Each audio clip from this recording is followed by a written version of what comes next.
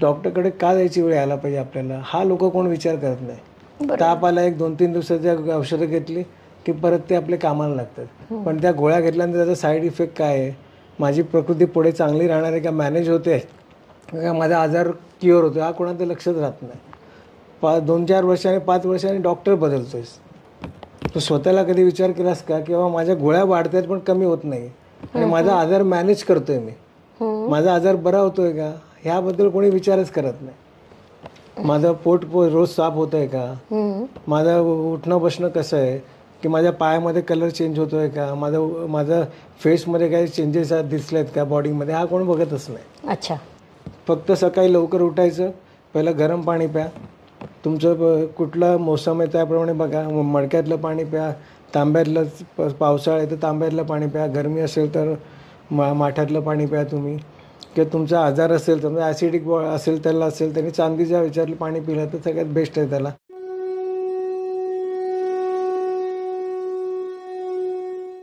नमस्कार. योग, आयुर्वेद आणि ज्योतिष ही आपल्या संस्कृतीतील अत्यंत महत्त्वपूर्ण विभाग आहेत. मानवी आयुष्यात आरोग्य हे महत्त्वाचंच ठरतं.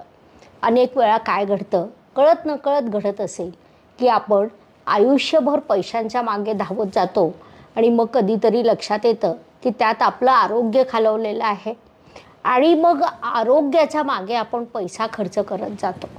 याला आपण दुष्टचक्र म्हणावं का, तर हो, हे निश्चितच एक चक्र आहे आणि हे चक्र आपण तोडू शकतो का, हा खरा प्रश्न आहे. तर आपल्या संस्कृतीने आपल्याला जसं योग, आयुर्वेद दिलेले आहेत त्याच पद्धतीने अजून काही विविध पद्धती आहेत. प्रत्येक वेळी कोणत्याही आरोग्याच्या प्रश्नावर मोठे उपचार घेतले पाहिजे, मोठे ऑपरेशन केलं पाहिजे असं नाही. कदाचित काही वेळा ऑपरेशन शिवाय पर्याय नसतो, परंतु काही वेळा हे अनेक मार्ग उपलब्ध असतात. मी तुम्हाला हे सगळं का सांगते बरं, कारण आज आपल्याकडे एक विशेष अतिथी आलेले आहेत. मुंबईहून ते आलेले आहेत. तिथे त्यांचं हॉस्पिटल आहे, doctor Bendale. Out of the way जाऊन पारंपरिक पद्धतींना छेद देऊन एक वेगळा मार्ग त्यांनी शोधला, अवलंबला आणि त्याची अंमलबजावणी केली की ज्यामुळे आरोग्याचा आनंद अनेक लोक लुटत आहेत. त्यांचे अनेक पेशंट उत्तम आरोग्य घेत आहेत आणि त्यांच्या या थेरपीचा तुमच्यापर्यंत लाभ पोहोचावा, किंबहुना तुम्हाला त्या थेरपीची माहिती व्हावी, यासाठी आजचं आपण हे पॉडकास्ट घेत आहोत. नमस्कार. ॲस्ट्रोगुरू डॉक्टर ज्योती जोशी या यूट्यूब चॅनलवर सर्वांचं मनपूर्वक स्वागत. आपण या चॅनलच्या माध्यमातून समाजातील विविध प्रश्न, विविध पद्धती तुमच्यापर्यंत पोहोचवायचा प्रयत्न करीत असतो. अर्थात तुम्ही प्रत्येक वेळी भरभरून प्रतिसाद देतात. यावेळीसुद्धा तुम्हाला असं वाटलं की तुम्हाला काहीतरी विशेष ज्ञान मिळालं आहे तर तो तसाच प्रतिसाद द्यावा. एक महत्त्वाचं सांगेल की डॉक्टर बेंडाळे यांचा फोन नंबर मी डिस्क्रिप्शन बॉक्समध्ये दिलेला असेल. कृपया मला मेसेज, फोन करू नका. तुम्हाला दिलेला नंबर असेल तिथे तुम्ही संपर्क करावा. त्यासाठी डिस्क्रिप्शन बॉक्समध्ये जावे ही विनंती मी करते, कारण की मी तुम्हाला ती माहिती पुरवू शकत नाही. तर कृपया कोणीही फोन कॉल करू नये. डिस्क्रिप्शन बॉक्समध्ये जाऊन सरांचा नंबर शोधावा. अजून एक महत्त्वाचं, जर तुम्हाला या संदर्भात काहीही प्रश्न असले तर तुम्ही कमेंट सेक्शनमध्ये लिहावं. तुमचे 1000 प्रश्न झाले तर मी डॉक्टरांना पुन्हा एकदा आमंत्रण देईल, कारण की डॉक्टरांशी आज मी जेव्हा दुपारी बोलले, जी चर्चा झाली तर त्यांचं ज्ञान अगाध आहे, ते तुमच्याकडे आता पोहोचणारच आहे. तर मला असं वाटतं खूप वेळ न घेता आपण डॉक्टर साहेबांना बोलतं करूयात. सर नमस्कार. नमस्कार. तुमचं आमच्या या चॅनलवर मनापासून स्वागत. तुमचं कार्य खरं तर मला माहिती आहे, परंतु मला असं वाटतं जर तुम्ही स्वतः सांगितलं प्रेक्षकांना की तुम्ही नेमकं कोणत्या पद्धतीने ट्रीटमेंट देता, काय करता, तर प्रेक्षकांना अजून जास्त चांगल्या प्रकारे समजू शकेल. नमस्कार. सर्वप्रथम तुमचा आभारी आहे मी की मला तुम्ही संधी दिली लोकांसमोर या माझे विचार मांडण्यासाठी.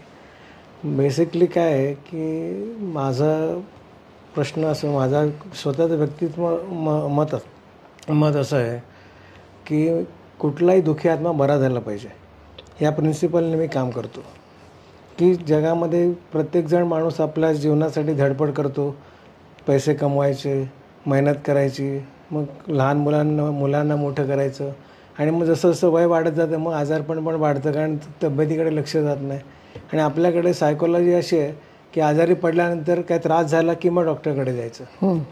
मग आता डॉक्टरकडे का जायची वेळ यायला पाहिजे आपल्याला, हा लोक कोण विचार करत नाही. ताप आला, 1-2-3 दिवसाची औषधं घेतली की परत ते आपले कामाला लागतात. पण त्या गोळ्या घेतल्यानंतर त्याचा साईड इफेक्ट काय आहे, माझी प्रकृती पुढे चांगली राहणार आहे का, मॅनेज होते का, माझा आजार क्युअर होतो, हा कोणाचं लक्षच राहत नाही. बरोबर. तर माझं का मत काय लोकांना मी पहिला सांगतो, मला जेव्हा पेशंट येतो तर पहिलं त्याला मी पूर्ण विचारतो, त्याचा वेळ घेतो की बाबा तुझा काय त्रास आहे, काय प्रॉब्लेम आहे. मग बरेच लोक म्हणा की मला ॲसिडिटीचा त्रास आहे, मला डायबिटीस आहे. माझं डायबिटीस कंट्रोल आहे. पण कसं कंट्रोल आहे, गोळ्या घेऊन कंट्रोल आहे. अच्छा. मग म्हटलं अरे त्या गोळ्यांचा तुम्हाला साईड इफेक्ट होतो त्याचा कधी विचार केला काय. तर याचं उत्तर त्यांच्याकडे नसतंच. त्यांचं म्हणणं काय की थोडंसं ब्रेक करते, म्हणजे तुमचं असं म्हणणं आहे का की ज्यांचं डायबिटीज गोळ्या सुरू आहे त्या थांबू शकतात. येस. बरं, त्याबद्दल माहिती द्या. पेशंटची मानसिकता पाहिजे.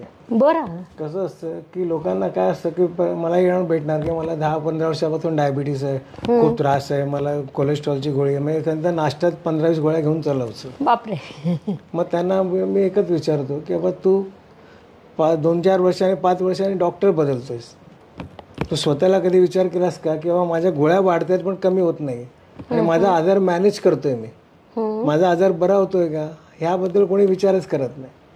मग त्यांना मग लक्षात आलं की मी त्यांना सांगतो काय की माझी छोटी मी आता काय माझा नॅचरोपॅथीचा पण अभ्यास आहे आणि आयुर्वेदाचा पण अभ्यास आहे. बरं. आणि मी नवीन थेरपी शिकत असतो. अच्छा. की जेणेकरून पेशंट लवकर रोगी कसा बरा होऊ शकतो याच्यावर माझा अभ्यास चालू असतो. आणि एका पेशंटला 6 महिने लागले तर पुढच्या पेशंटला 4 महिन्यात कसा बरा होईल, 2 महिन्यात कसा बरा होईल. आणि माझा फॉलोअप असतो की फक्त एवढंच सांगतो की तुमची इच्छा पाहिजे की मला माझा आजार बरा करायचा. त्यांनी एक्सक्यूज दिलं तर मग ते होत नाही. आणि मुळामध्ये म्हणजे काय की लोक बदलायला तयार होत नाही स्वतःला. त्यांचं म्हणणं काय की गोळी घेऊन मी टाइम बिंग काढते चालते आणि ते आपलं गाडा ओढत असतात. आता डायबिटीस आहे, शुगर कमी उडत आहे, तर रूट कॉज काय आहे ते कोणी बघत नाही. पहिला आला की बाबा मेटफॉर्मिनने चालू केलं की मग म्हणा गोळ्या भरपूर झाला, मग परत स्ट्रेस आला, टेन्शन आलं, लिव्हिंग स्टाईल बदलली, मग परत म्हणा अरे बापरे माझा शुगर वाढला, हा डॉक्टर काय बरा दिसत नाही, दुसऱ्या डॉक्टरकडे जाणार. मग तो अजून नवीन काहीतरी ॲडव्हान्स कुठल्या जनरेशनचं कुठलं टॅबलेट आली असेल ती त्याला देणार, परत तो मॅनेज करत झाला. मग त्याला टाईप 1 मधनं टाईप 2 मधनं समजा टाईप 1 कडे जावं लागलं की गोळ्या घेऊन होत नाही, आता तुला इन्सुलिन घ्यायला लागेल. अच्छा. पण ह्याचा साईड इफेक्ट काय आहे हा कोणीच विचार करत नाही. आता आमच्याकडे जे पेशंट येतात त्यांच्या पायाला गँग्रीन होतात, पायाला त्याला डायबेटिक न्यूरोपॅथी म्हणतात, त्यांना माहिती पण नसतं की पायाला डिकलरेशन होतंय की बाबा काय आहे. डर्मॅटॉलॉजिस्टकडे गेला तर तो काय की वयापानानुसार होतात. पण जेव्हा आम्ही थेरपी देतो तेव्हा त्यांना आम्ही फोटो सकट काढतो. आणि माझं मेन प्रिन्सिपल काय, पेशंट आल्यानंतर मी त्याचा पहिला फोटो काढतो, त्याचा व्हिडिओ काढतो, कसा उठतो कसा बसतो, तुझे काय प्रॉब्लेम आहे ते सांग. थेरपी व्हेरी फर्स्ट थेरपीनंतर परत त्याचा व्हिडिओ फोटो काढतो, उठतो कसा, बसतो कसा, त्याचा चेहरा कसा दिसतोय. 1 महिन्यानंतर आठवड्यानंतर जसे जशी प्रोग्रेस होणार की त्याला आम्ही व्हॉट्सअपवर करून टाकतो. मग त्याला पण कळतं की बाबा माझा आजार पहिला कसा होता आता कसा आहे. अच्छा. मग हे माझं म्हणणं काय की हा विचार कधी कोण करत नाही. फक्त लोकांचं म्हणणं काय की हा माझा मोठा डॉक्टर आहे, हा सेलिब्रिटीचा डॉक्टर आहे, त्याच्याकडे मी जातो, त्यांना त्याच्यामध्ये कौतुक आहे. तुझा आजार बरा करतो काय तो डॉक्टर. माझं म्हणणं एकच आहे, डॉक्टर कोणी असू दे, माझा आजार बरा करतोय का मॅनेज करतोय बरं ते कोणाचं लक्ष नसतं. माझं लोकांना हेच म्हणणं असतं की आपला आचार विचार जे आहेत ते सगळे जर व्यवस्थित असले, लिव्हिंग स्टाईल जर आपण आपली बदलली तर ॲटोमॅटिक सगळे आजार बदलतात. बरं, म्हणजे आजार बरं करणं वेगळं आणि मॅनेज करणं वेगळं असं तुमचं काही म्हणणं आहे का? डेफिनेटली. कारण आता हे काय करतात लोक, आता माझी शुगर वाढली आहे, मी डॉक्टरकडे गेला तो काढणार काय की अरे बाबा तुझी शुगर एवढी, हां तुला मग त्याप्रमाणे की तुझ्या ग्लायसेमिक इंडेक्स तू बघणार, तुझं डाएट असं कर आणि ह्या गोळ्या घे म्हणजे तुझं ती शुगर कंट्रोलला येणार. पण ती गोळी घ्यायची गरज मला लागणार नाही, तर मी कसं राहू शकतो, मी कसं वागू शकतो. आणि सगळ्यात महत्त्वाचं म्हणजे काय की आपण आपल्या स्वतःचं आत्मपरीक्षण केलं पाहिजे की बाबा माझी जीभ कशी दिसते, माझं पोट रोज साफ होत आहे का, माझं उठणं बसणं कसं आहे, की माझ्या पायामध्ये कलर चेंज होतोय का, माझं फेसमध्ये काही चेंजेस दिसलेत का बॉडीमध्ये, हा कोण बघतच नाही. अच्छा. तर आम्ही पहिला पेशंटला ते सांगतो की आता माणसाची टंग आहे, सगळे उघडल्यानंतर चेक केले की बाबा ते किती व्हाईट आहे आतमध्ये, की मग त्याचा रंग कसा आहे, मग त्याप्रमाणे डायग्नोसिस करता येतात. आणि आयुर्वेदाचं जे एवढं फंटॅस्टिक त्याचे रिझल्ट आहेत. आपल्याला सगळ्यात महत्त्वाचं म्हणजे काय आहे की आपण रिपोर्ट डॉक्टरकडे गेल्यानंतर तो रिपोर्ट काढणार आणि मग तो सांगणार, म्हणजे आपण ते सर्टिफिकेट घेऊन फिरणार की माझी एवढी शुगर आहे, मला स्लिप डिस्कमध्ये प्रॉब्लेम आहे, माझ्या गुडघ्यामध्ये प्रॉब्लेम आहे, माझं हे सगळं सांगणार. बरोबर. पण सगळ्यात महत्त्वाचं म्हणजे पहिला आपला मेंदूवर कोण विश्वास ठेवत नाही. कारण पहिला त्रास झाल्यानंतर पहिला कोण सांगणार आहे, त्याचं मन आणि मेंदू सांगणार की अरे बाबा मला काहीतरी त्रास होते, समथिंग हॅपनिंग रॉंग, किंवा मला उठता येत नाही, बसता येत नाही, किंवा वॉमिटिंग फील होत आहे, चक्कर येते, काय येते. पण हा त्याचा मेंदूवर विश्वास नसतो, त्याचा डॉक्टरच्या इन्व्हेस्टिगेशनवर विश्वास. आणि मग तो डॉक्टर इन्व्हेस्टिगेशन करणार आणि मग म्हणणार हां तुझी शुगर वाढली आहे ना, मग तुझ्या गोळ्या घे आणि हे कर. ॲसिडिटी झाली आहे ना, चल ठीक आहे अँटासिड घे, तुला बरं वाटेल. अरे पण तुझी ॲसिडिटी का वाढते, तुझा रूट कॉज काय आहे, हे कोण बघत नाही. आणि माझा प्रयत्न तो असतो की मी डायरेक्ट औषध देतच नाही. आता माझ्याकडे पेशंट आला तो म्हणा काय की तुमच्याकडे औषध देत नाही, मग मी बरं कसं होणार. मग लोकांना लॉजिक असं झालं आहे की आजार आहे म्हणजे का औषध आहे. आणि माझं म्हणणं काय की तुम्ही तुमची लाईफस्टाईल, लिव्हिंगस्टाईल बदला, आहार विहार चेंज करा, औषध घ्यायचीच गरज नाही. बरोबर. आपल्या शास्त्रात मुख्यतः हा विभाग सांगितलेलाच आहे की आहार विहार चेंज करा, लाईफस्टाईल चेंज करा, आणि त्याला काही तुम्ही ट्रीटमेंटची जोड देता. हो. माझं कसं असतं की पेशंटची काय प्रॉब्लेम आहे ते पहिला आम्ही बघतो, चेक करतो की बाबा त्याचं काय इश्यू आहे. आता युजली माझ्याकडे जास्त करून पेन मॅनेजमेंटचे पेशंट असतात. बरं. म्हणजे डिप्रेशनवाले पण येतात, ज्याला झोप येत नाही, थायरॉइड आहे, डायबिटीस आहे, असे बरेच पेशंट येतात. मग त्यांचं इन्व्हेस्टिगेशन साधारणतः त्यांच्याकडे रिपोर्ट असतोच आणि अर्धा तोच डॉक्टर झालेला असतो, तोच मला सांगतो की माझा हा प्रॉब्लेम आहे, तो आहे, तुम्ही करू शकता का. मग त्याला मी पहिलं बोलतो की तुला बरं व्हायचं आहे का, मॅनेज करायचं आहे का, तुला कम्प्लीट बरं व्हायचं आहे. आणि मग तू करू शकत असशील. आता बायका आहेत जाड्या व्हायचं असतात, बोललं की मी काहीच खात नाही पण मी बारीक होत नाही. मग आता बारीक होत नाही, मग तुझं कारण शोधलं आहेस का तू. आणि मग काही लोकांचं काय असतात, बायका व्हेन्समुळे त्यांच्या मांड्या फुगलेल्या असतात, हिप बाहेर गेलेले असतात, PCODचे प्रॉब्लेम बायकांना असतात, मुलींना असतात. तरुण मुलींचा आजकाल हा मोठा प्रॉब्लेम आहे की ते विचारच करत नाही का. आणि कसं काय की सगळं जंक फूड खायचं, लिव्हिंगस्टाईल एकदम हॉरिबल, रात्री उशिरा झोपायचं, सकाळी उशिरा उठायचं. मग ह्याच्यामुळे काय की त्यांना, आणि दूध आणि जे आपण काय खातो ते अन्न, तर सगळ्यांना असं वाटतं काय की आपण अमेरिकेमध्ये, मग बोलताना मोठे म्हणा की आम्ही अमेरिकेमध्ये ओट्स खातात म्हणून आम्ही ओट्सचा नाश्ता करतो. अमेरिकेवाल्यांनी पहिलं सोया विकलं, आता ओट्स विकत आहेत. अरे तुम्ही कुठे भारतामध्ये राहतायत ना, तुमची पचनशक्ती आहे का. त्यांना गरज नाही म्हणून त्यांना पॅक फूड खावं लागतंय.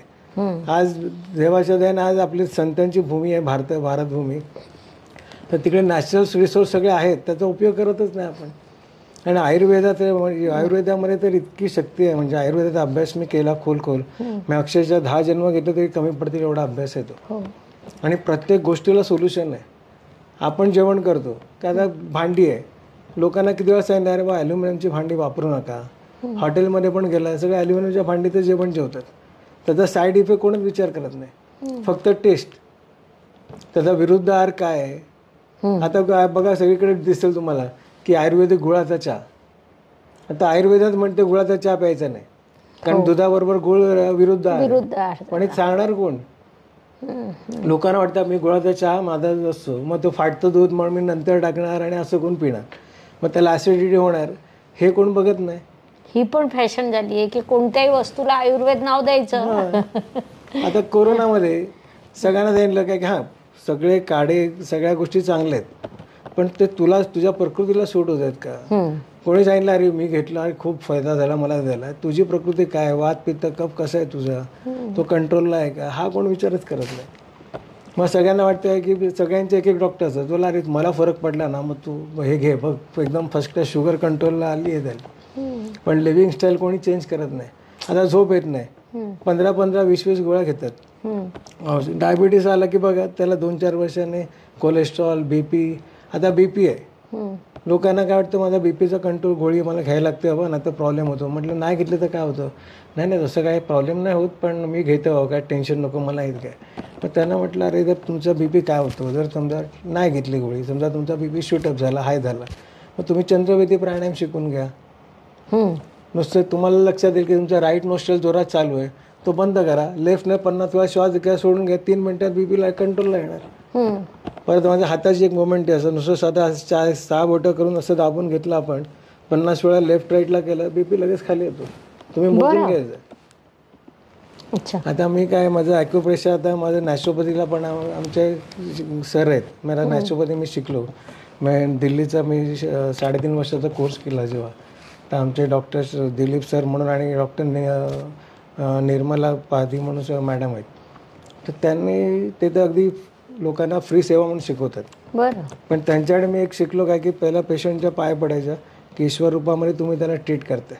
तर त्याला तुम्ही ट्रीट करता पाय पडामध्ये ती व्यक्ती बाई पुरुष माणूस कोण असेल त्याच्याशी काय देणं घेणं नाही. मग ती जी भावना तुमची चेंज होते. तर त्या भावनेने आम्ही थेरपी करतो. आणि मग पेशंटला आम्ही सांगतो की तुम्ही पहिला आत्मपरीक्षण करा, किंवा मला आजार कसा बरायचा आहे.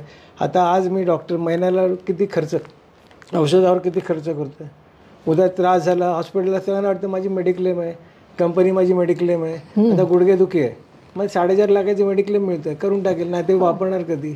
अरे पण ते 4.5 लाखाचे गुडघेचं ऑपरेशन केलं, त्याच्यानंतर बायचान्स तुझं सक्सेस नाही झालं, तर नंतर बेडवर झोपल्यानंतर तुला 12 तासाच्या 2 बायकांचा 30,000चा पगार कोण देणार त्या बाईला. हा कोण विचारच करत नाही. आणि बरं, नैसर्गिक ट्रीटमेंटवर तुम्ही विश्वास ठेवा. माझं म्हणणं असं नाही की तुम्ही माझ्याकडे द्या. कुठली पण नैसर्गिक ट्रीटमेंट आहे, तुम्ही प्रयत्न करा, किंवा कुठल्याही डॉक्टरकडे. माझं म्हणणं एकच आहे की माझा आजार हा प्रॉब्लेम आहे, त्या डॉक्टरकडे गेल्यानंतर 15 दिवस, 1 महिना, 2 महिना, 3 महिना, 6 महिने, वर्षभरात माझ्या आजाराला कंट्रोलमध्ये येतोय का, तर तो डॉक्टर माझ्यासाठी राईट आहे. अदरवाईज तो डॉक्टर आपण प्रश्न बघायचा की काय, मग त्याचा उपयोग नाही ना आपल्याला. आज माझा आजार जर फक्त मी कंट्रोल करून पैसे देऊन जर मी फक्त माझ्या आजारचे डॅमेज करतोय, बॉडी डिटोरिएट करतोय, कोण बघतच नाही.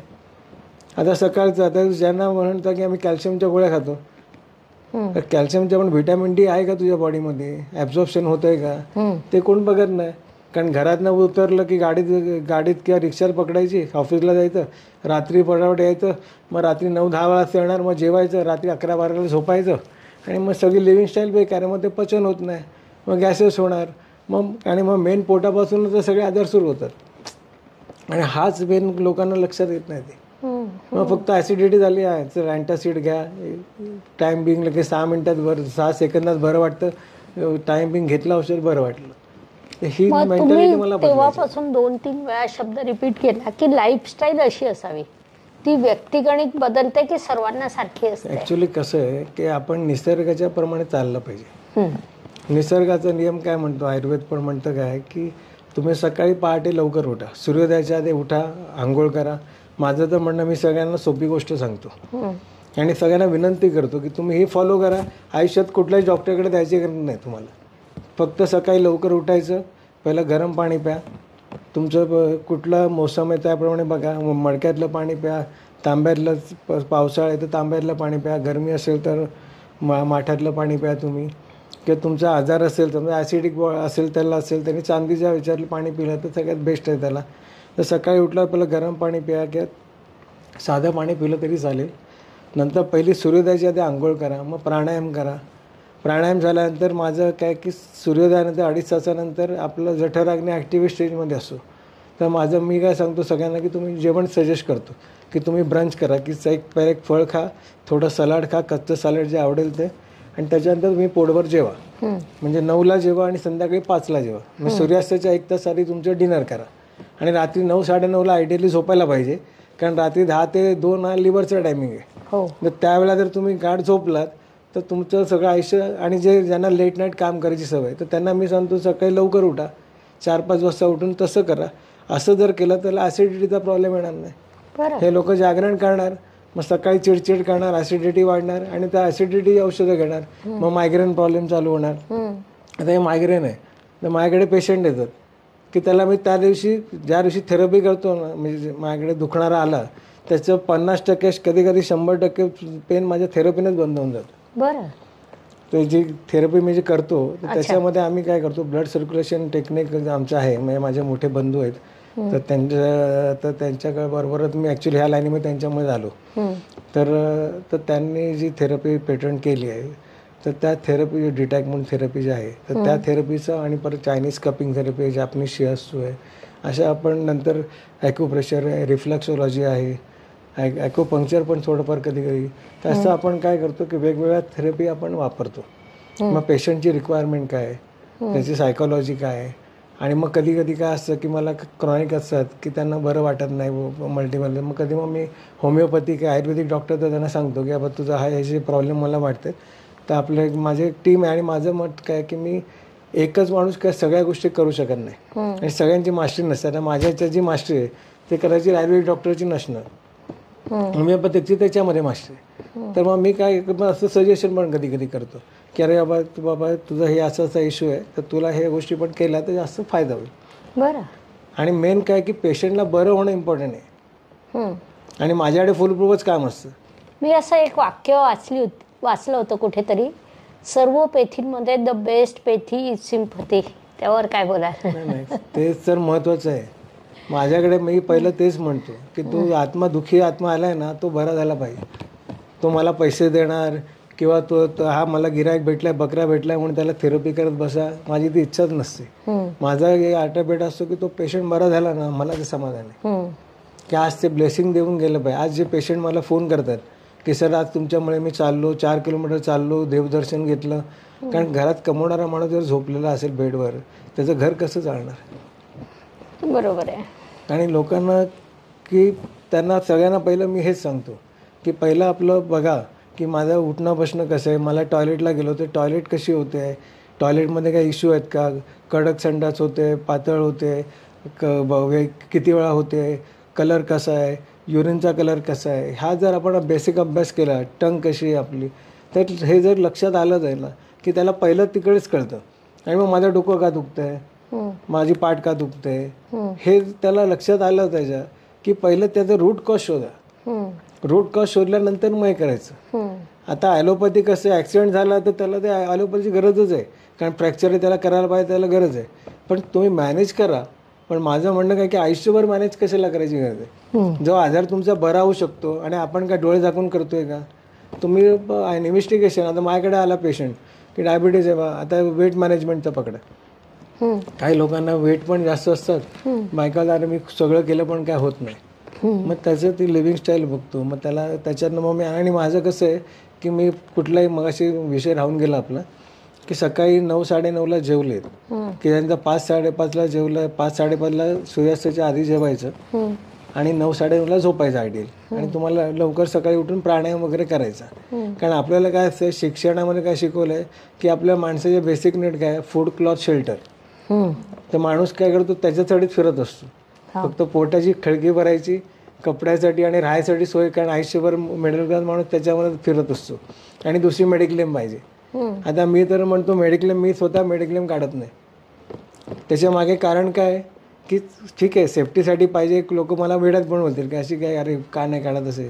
पण माझं म्हणणं आहे की तुम्ही हेल्दी राहायचा प्रयत्न करा ना. आपण जर हेल्दी राहिलो, हे लाईफस्टाईल हेल्दी राहायचं, अर्ध्या आजारीच कशाला पडायचं. अच्छा, मेडिक्लेम आहे म्हणून त्या बिलला त्याच्यावर कशाला राहायचं. ते पैसे तुम्ही तुमच्या हेल्थसाठी करा. आणि मेन काय असतं की आपण सुखी राहणं, आनंदी राहणं. आता मला कसं आहे की थोडं स्पिरिच्युअल बेस पण माझ्या देवाच्या कृपेने तशी लोक मला भेटली.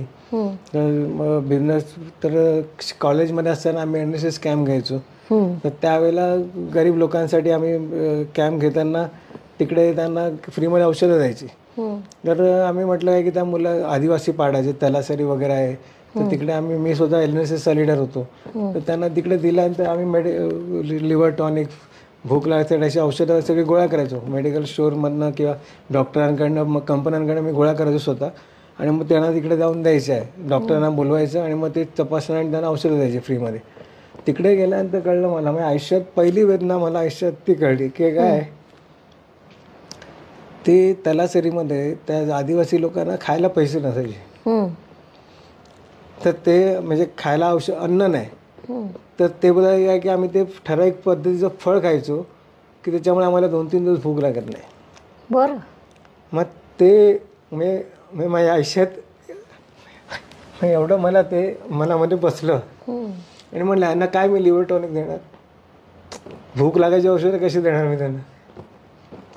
मग तेव्हापासून लक्षात होतं की आपण काहीतरी समाजासाठी केलं पाहिजे. नंतर वडील आणि बहीण कॅन्सरमध्ये माझे पेशंट होते. मग त्यांचं पण त्यावेळेला एवढं नॉलेज अभ्यास नव्हता. तिला सांगितलं की तू आयुर्वेदाचं फॉलो कर. तर ती रिझर्व्ह बँकेमध्ये होती बहीण, पण मेडिक्लेम मिळत नाही, ॲलोपॅथीचे पैसे मिळत, ॲलोपॅथीला पैसे मिळतात, ह्याला मिळत नाही, म्हणून तिकडे लक्ष नाही. म्हणजे माणसं जर, मला माहिती आहे आयुष्य जेवढं आहे तेवढं देवाने विधी लिखित दिलं तेवढंच राहणार आहे. पण तुम्ही कम्फर्टेबल राहू शकतात का? किती कम्फर्टेबल मी राहू शकते? कॅन्सरचे पेशंट म्हणतात की अरे माझ्याकडे किती पेशंट बघितलं जाणार की त्यांना एवढा विश्वास असतो की बाबा केमोथेरपी करणार, रेडिएशन करणार आणि त्यांची तब्येत खराब करून टाकतात. आणि नंतर म्हणा की आता काय होऊ शकत नाही. मग तुम्ही जर मनाचं कॉन्सेप्ट हे ठेवलं, आपलं मानसिकता वाढवली, आपली प्राणायाम केला. आज रामदेव महाराज त्यांनी चांगलं काम केलं योगामध्ये. आज लोक त्यांच्याकडे बरे होतात आहे. तर हे जे आहे, तर जर आपली लिव्हिंग स्टाईल जर प्रॉपर आपण केली तर हे आजारच होत नाही आपल्याला. आणि ह्या गोष्टीचा कोणी विचार करतो. तर काही लोकांना झोप येत नाही, 5-5, 6-7 वर्ष टॅबलेट घेत बसतात. डिप्रेशनच्या केस आहेत. आता माझ्याकडे 35 वर्षाची एक बाई, 35 वर्षापासून डिप्रेशनमध्ये, बरं, गोळ्या घेत होती, माझ्याकडे आली. तर मी चेहरा बघितला, लक्षात आलं मला, शोल्डर पण असं झालेलं. मग लक्षात आलं की बाबा यांचं प्रॉब्लेम असतातच, पॅनिक आणि हे सगळं होणं. मग त्यांना म्हटलं काय की तुमची इच्छा आहे ना? बोले हो, मला इच्छा आहे, सगळं हे ते सगळं कबूल आहे. थेरपी चालू केली. 1 महिना 1.5 महिना प्रॉपर झालं. मग मेडिसिन हळूहळू अर्धे टेम्पर कमी करायला लागलो की तुम्ही बघा तुम्हाला कसं वाटतंय, तुम्हाला बरं वाटलं मग आपण अर्धी मग कमी करता येईल आपल्याला, त्याप्रमाणे करा. मस्तपैकी अर्धा त्यांचे डोसेज अर्धे व्हायला लागले. 3 महिन्यानंतर रेग्युलर डॉक्टरप्रमाणे चेकअप करायला गेले, परत मेडिसिन वाढवून आले. मग आता काय करणार असा पेशंटला? तर असा हा प्रॉब्लेम इकडे येतो. आता झोपेच्या गोळ्या आहेत, 5-5, 7-7 वर्ष गोळ्या घेतात, मग नंतर गोळ्या घेऊन पण झोप येत नाही. आता परवाची माझी सवय होते आणि ती पण झोप येत नाही. मग पेशंटला म्हटलं कशी झोप येत नाही बघतो. म्हटलं मी तुला थेरपी देतो आणि मी सांगतो तसं करायचं आणि कशी झोप येत नाही बघूया. आणि म्हटलं मला सकाळी पार्टी मेसेज टाकायचं सकाळी उठल्यानंतर की आज झोप लागली नाही लागली. मग तुम्हाला मी दाखवतो, पेशंटचा फोन येईल, सर आज झोप लागली नाही, सर आज झोप लागली, सर आज झोप लागली नाही. मग नंतर मग कंटिन्यू झोप यायला लागली. अच्छा, गोळमायने म्हटलं गोळी घ्यायची नाही. म्हटलं तुला नाहीतरी गोळी घेऊन झोप येत नाही ना, मग कशाला गोळी घेतेस? हा विचार लोक करत नाही.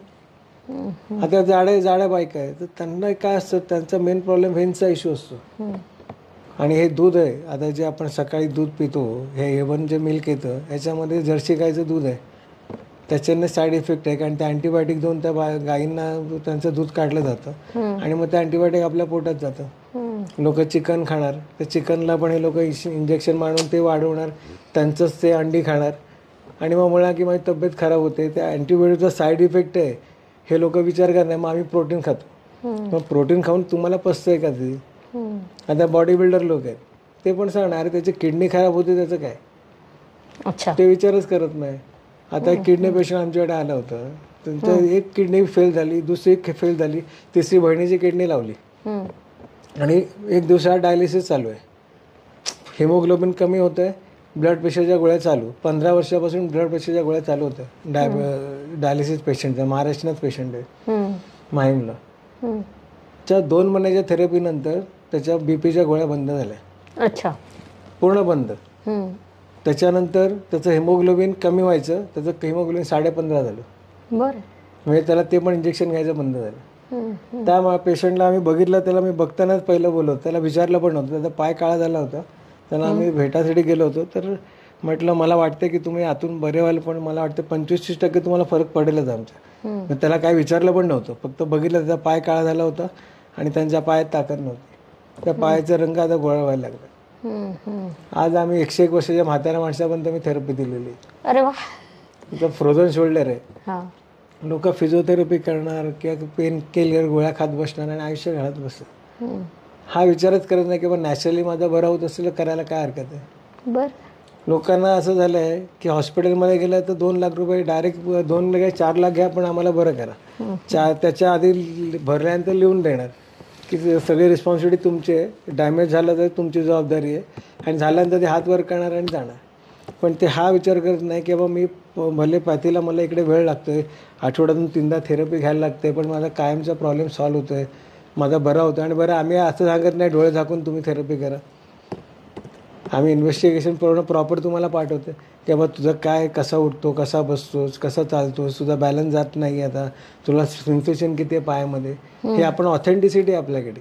बरं. आपल्याकडे असं काम हवेत नाही की बाबा आंध्या तू ये बाबा मी थेरपी कर, आपलं पाठी टाकायचं, आला पैसे दिले थेरपी कर जा, असं नाही. प्रत्येक पेशंटकडे लक्ष असतं आणि पर्सनलाइज पेशंटकडे लक्ष असतं की बाबा तुझा काय आजार आहे, काय प्रॉब्लेम आहे, काय इश्यू आहे, त्याचा सॉल्व्ह होत नाही तर नाही झाला तर काय त्याला अल्टरनेट आहे. त्याच्या आधी पेशंटच्या आधी माझ्याकडे त्याचा प्लॅन टू रेडी असतो. अच्छा. की बाबा तुला हे नाही, तू असं कर, डाएट असं कर, ते कर. कारण आपल्याकडे कसं आहे की आपला हिंदू संस्कार जे आहेत ते खूप छान होतं. मेन की आपली कॉन्व्हेंट कल्चर आलं आहे, त्यामुळे आपले हिंदू संस्कृती सगळे विसरून गेले. भगवद्गीता जर्मनी आणि अमेरिका शिकवते, आपण अजून भारतामध्ये शिकवत नाही, हे आपलं दुर्दैव आहे. हो. तर त्याच्यामुळे काय आहे की सगळ्यात महत्त्वाचा प्रश्न हा पण आहे लोकांचा की मानसिकता जी आहे ती अजून लोकांची बदललेली नाही. की फक्त काय पिहळद हो गोरीसारखं आहे. ताप आला, अमेरिकेमध्ये ताप आला पॅरासिटमॉलची गोळी घेणार, इंडियामध्ये ताप आला पॅरासिटमॉलची गोळी घेणार, पाकिस्तानमध्ये गेला त्याला तीच गोळी देणार काय. पण आयुर्वेदा नॅचरोपॅथी काय म्हणते की ताप आला हे चांगलं लक्षण आहे. हो. हे का आला ताप, त्याचं रूट कॉज शोधा, कोणत्या वेळेत आला तो, कफ पित्ताच्या वादच्या टाईममध्ये आला, कसा येतो, कधी येतो, त्याचा रूट कॉज काय, थ्रोट इन्फेक्शन झालं आहे, खोकला आला म्हणून ताप आला आहे का, मग त्याचा खोकला क्लिअर करा, ताप ऑटोमॅटिक कमी होणार, त्याचं इन्फेक्शन कमी करा. आणि आपल्या आयुर्वेदात त्यांनी सांगितलं पूर्वी काय होतं की 3 सुरक्षा चक्र होते. घरामध्ये सेंटरला तुळशीचं वृंदावन असायचं. हो. घरामध्ये किचन, त्याच्यामध्ये जवळ 48 मसाले, ती आपलं फार्मसी होती मेडिसिनची. हो. आणि बाहेर गाय, देशी आपली भारतीय वंशाची गाय. तर कसं आहे की नॅचरोपॅथीमध्ये किंवा आयुर्वेदामध्ये वात पित्त कफर माणसं कामं करतात, जे डॉक्टर करतात. तर त्या गोष्टीचा आपण उपयोग केला पाहिजे. की जेवण आहार आहे. आता काय होतं, पूर्वी दिवाळीमध्ये तेलकट तुपकट पदार्थ खायचे, ते का खायचे, त्याच्यामागे लॉजिक होतं, ते लोकांना माहिती नाही. दर आपलं जे आपले फेस्टिवल आहे ते आपलं आयुर्वेदिक म्हणजे जे पूर्वज ऋषीमुनींनी ते ठरवलेलं आहे की पितृपंधरवड्यातच खीर का खायची, एरवी का नाही खायची. आता चकले दिवाळीमध्ये खायचे, आता 24/12मध्ये सगळे दुकानात मिळतात, माणसं सरस खातात आणि म्हणून तर ॲसिडिटी होते, त्रास होतो. तर हे कसं आहे की हे पहिलं बदलायला पाहिजे की आपली संस्कृती, हिंदू धर्माची जी संस्कृती आहे, सनातन धर्माचं जे त्यांचे लॉजिक्स आहेत ते एवढे क्लिअर आहेत, फंडा एवढा क्लिअर आहे की त्याला फुलप्रूफ करायचीच गरज नाही. हे सगळे फुलप्रूफ आहेत. फक्त काय की आपल्याला त्याप्रमाणे वागलं जर, तर मग आपण अर्ध्या आजारी पडणारच नाही. बेसिकली माझं म्हणणं एकच आहे पेशंट लोकांना की पहिलं आपण आजारी पडल्यानंतर आपला आजार कशामुळे होतो आहे. आता किडनी खराब झाली, एक किडनी खराब झाली ठीक आहे, पण ती एक किडनी कशामुळे खराब झाली माझी, मला माझे ब्लॉकेजेस झाले हार्टमध्ये, ते कशामुळे आले. मग ती 6 महिन्यात काय गॅरंटी आहे का की एंडोप्लास्टी केल्यानंतर परत मला येणार नाही. कारण ती टेंडन्सी झाली आहे, किडनी स्टोन झाला आहे, ब्लॅडरचा स्टोन झाला आहे, तर ती टेंडन्सी पहिली बंद केली पाहिजे. ती कशामुळे होते हे रूट कॉजकडे कोणी जात नाही. सगळ्यांना असं वाटतं काय की माझा किडनी स्टोन आला ना, तो काढून टाकला लेझरने बस, अरे परत 6 महिने दुसरा होणार आहे. आणि ते किती वेळा आपण करणार. आणि मेन काय की माझं म्हणणं काय की आपण जे पैसे कमवतो तर त्या पैशामधनं त्याचाच विधायक सारखं काम करा, किंवा तुमच्या मनासाठी काहीतरी काश्मीरला जाऊन फिरून या. त्या डॉक्टरांकडे त्या औषधांचे पैसे जर साठवले तुम्ही तर वर्षातून एकदा आरामात फिरूनही शकतो माणूस. बरोबर. आणि फ्रेश पण होईल माइंड आणि आयुष्यभर हेल्दी राहू शकतात. पण हे कोण विचार करत नाही. खूपच छान. म्हणजे कसं हेल्दी राहावं, आरोग्यपूर्ण आयुष्य कसं जगावं, की जे आपल्या आयुर्वेदात सांगितलेलं आहे त्याची आज पुन्हा एकदा गरज आणि महत्त्व लोकांना पटायला लागलं आहे. तरी मधल्या काळात मनावर जे बिंबवलं गेलं त्याचा कुठेतरी एक दुष्प्रभाव आहे. मी असं नाही म्हणत की एका दिवसात स्वतःला बदला, पण विचार करायला काय हरकत आहे, अवलंबून बघायला काय हरकत आहे. जेवणाची वेळ 2 तास मागे की 2 तास पुढे, किंवा लाईफस्टाईल की ज्याला आपल्याला कुठेही काही खर्च लागत नाही, तर करून बघायला हरकत नाही. आणि तुम्हाला त्या संदर्भात काही अडचण आली तर तुम्ही सरांचं मार्गदर्शन घेऊ शकता. सर, माझं असं म्हणणं असेल, एक 5 ते 10 मिनिटात आपण आपल्या श्रोत्यांना थेट गायडन्स काय देऊ शकतो का? गायडन्स म्हणजे कसं आहे की हे प्रत्येकाच्या आजाराप्रमाणे इंडिव्हिज्युअल आपण सांगू शकतो की बाबा डायबिटीस असेल तर डायबिटीसचं तुमचं पहिलं दिनचर्या जी आहे ती बदलली की आपलं रूट कॉज पहिलं शोधायला लागतं की डायबिटीसमध्ये काय की तो शुगर का वाढते. आता कधी कधी काय बोलतं की माझं सगळं परफेक्ट आहे पण ते गोळ्या घेऊन परफेक्ट आहे. तर पहिलं माझं म्हणणं काय की पहिला प्रश्न तो आहे किंवा मी काय सांगतो ना की पहिलं तुम्ही तुमची लाईफस्टाईल चेंज करा आणि तुमची शुगर मॉनिटर करा. ती मॉनिटर केल्यानंतर लक्षात येतं की बाबा की मला आता ती कमी व्हायला लागली, मग तुमच्या डॉक्टरकडनं मेडिसिन कमी करून टाका. आणि मॉनिटर करून आपण काय डोळे झाकून काय करत नाही. तसं लिव्हिंग स्टाईल वेट मॅनेजमेंट आहे, तिकडे बघा साईज हात पायचे मांड्या सगळ्या मोजून घ्या, वजन मोजून घ्या. तर काही आमची थेरपी आम्हाला त्यांना वेट मॅनेजमेंटसाठी काही थेरपी पण कधी कधी द्यावी लागते, डायबिटीससाठी पण द्यायला लागतं. तर डायबिटीसचे साईड इफेक्ट्स आहेत. गोळ्या घेतल्यानंतर लोकांना साईड इफेक्ट आहे कोण माहिती नाही. सगळ्यांना माहिती की डायबिटीसमुळे सगळं खराब होतं पण गोळ्यांमुळे पण खराब होतं हा काही लोकांच्या लक्षात येत नाही. अच्छा. कोलेस्ट्रॉलच्या गोळ्या घेणार, स्टॅटिन आहे, त्याचा साईड इफेक्ट आहे, लोकांना बिंदास चालू आहे. बरं. तर आम्ही काय म्हणतो काय की तुमचं खाणंपिणं सुधारा, त्या गोळ्या घ्यायची गरजच नाही. आणि मध्ये आणि कसं आहे की मुळामध्ये आणि आपलं मेन काय की आहार विहार आणि आपलं मन स्वच्छ पाहिजे. आज आमच्यावर स्पिरिच्युअल आता आमच्या एक संध्याते अमृते म्हणून आमचे गुरु होते पहिले, नंतर श्रीकृष्ण कर्वे गुरुजी आहेत.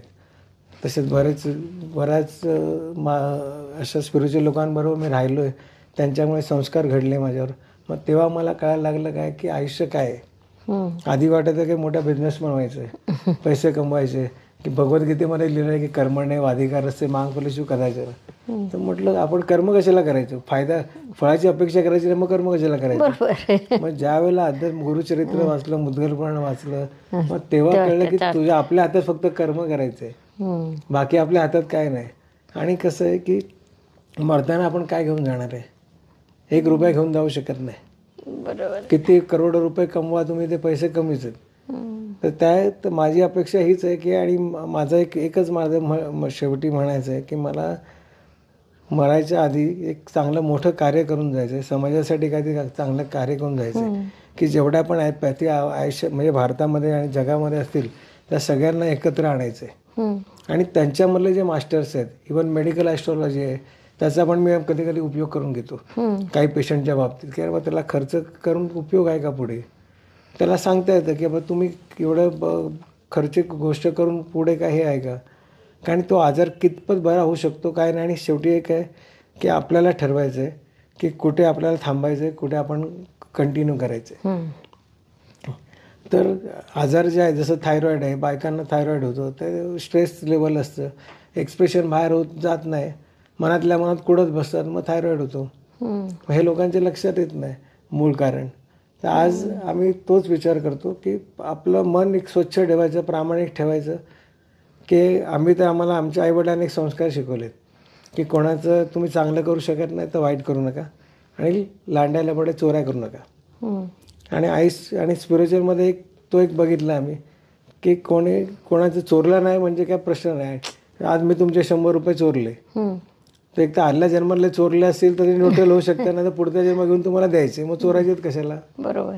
तर आपले आचार विचार चांगले ठेवले तर मेन काय होतं की आणि माफ करायचं सोडून द्या. लोकांच्या मध्ये मी बघितलं आहे काही लोकांना स्ट्रेस असतो की कोर्टाच्या केस आहे, की पॅशन आहे, की पॉझिटिव्हनेस आहे.